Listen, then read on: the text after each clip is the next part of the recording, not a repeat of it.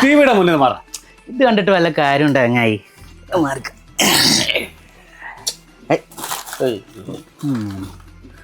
എന്താ സമയട്ടാ റൊണാൾഡോയുടെ ജേഴ്സി ഒക്കെ ഇട്ടുണ്ടല്ലോ, പ്രാവശ്യം വല്ല നടക്കുവോ? നീ എന്താ കളിയാക്കാന്നു? ഓടിക്കുന്നതിനാ ജർമ്മനിക്ക്. ഒന്ന് പോടാ, നിന്റെ കളി കാണാൻ നോക്ക്. നിങ്ങൾ രണ്ടുപേരും എന്തിനാ ഇങ്ങനെ തല്ലുകൂടുന്നത്? നമ്മൾ എപ്പോഴും ജയിക്കുന്ന ടീമിന്റെ ഒപ്പമാണ്. പിന്നെ ഈ രാവിലെയൊക്കെ അനുസരിച്ച് ആരാ ഫുട്ബോളൊക്കെ കാണുക? ഇവിടെ തിന്ന, പണിയെടുക്ക, ഉറങ്ങാം. നിങ്ങൾക്ക് രണ്ടാൾക്ക് ഭ്രാന്താണ്. ആ നേരം പോയിട്ട് രണ്ട് ദിക്റ് ചെല്ലാൻ നോക്കി.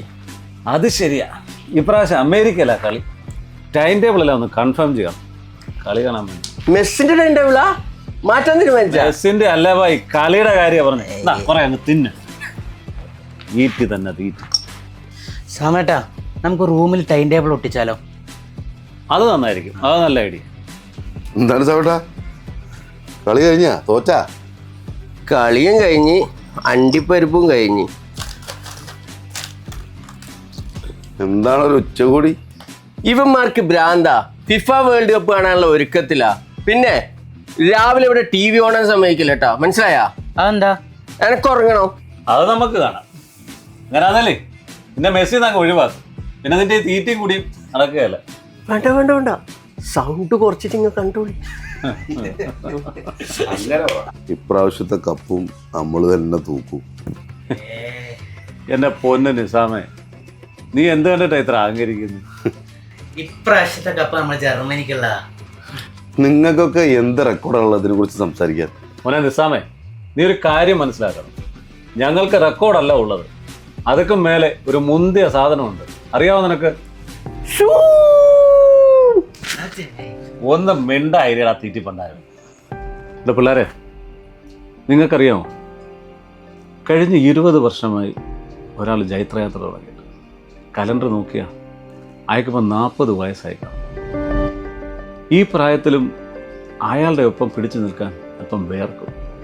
ശരീരം ഇപ്പോഴും ഇത്രയും ഫിറ്റായിട്ട് സൂക്ഷിക്കുന്ന വേറെ ആരുണ്ട്? കൂടെ വന്നവരൊക്കെ പല വഴിക്ക് പോയി. ഇപ്പോഴും അയാളൊരു ജിന്നാണ്. ഇത് അയാളുടെ അവസാനത്തെ വേൾഡ് കപ്പ്. അയാളെ സപ്പോർട്ട് ചെയ്തില്ലേ പിന്നെ നമ്മൾ ആരെയാ സപ്പോർട്ട് ചെയ്യുന്നത്?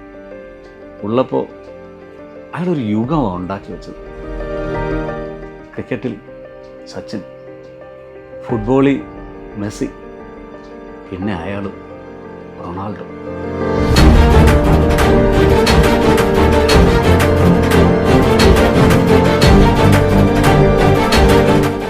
ഏത് സ്പോർട്സ് എടുത്താലും 1 or 2 പേരെ നമ്മൾ ഓർത്തുകൊണ്ടിരിക്കും.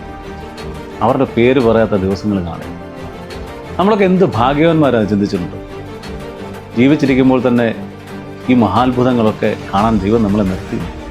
അതുകൊണ്ട് ഒരു കാര്യം പ്രത്യേകം ഓർക്കാനുള്ളത്, എല്ലാ ടീമും എല്ലാവർക്കും വലുതാണ്. അടി കൂടാതെ കളി എൻജോയ് ചെയ്ത് കാണുക, അധിക്ഷേപിക്കരുത് ആരെയും. സ്പോർട്സ് എന്ന് പറയുന്നത് ഒരു വികാരമാണ്, ഒരേ മനസ്സാണ്. അമിതാഭ് ബച്ചൻ വന്നല്ല. അമിതാഭ് ബച്ചൻ അല്ല ഭായി, സച്ചിൻ. എന്താ പരിപാടി? മെസ്സി പ്രാവശ്യം കപ്പടിക്കുമോ? റൊണാൾഡോയ്ക്കാണ് പ്രായം, വേറെ പണിയൊന്നുമില്ല. പിടിയടാ.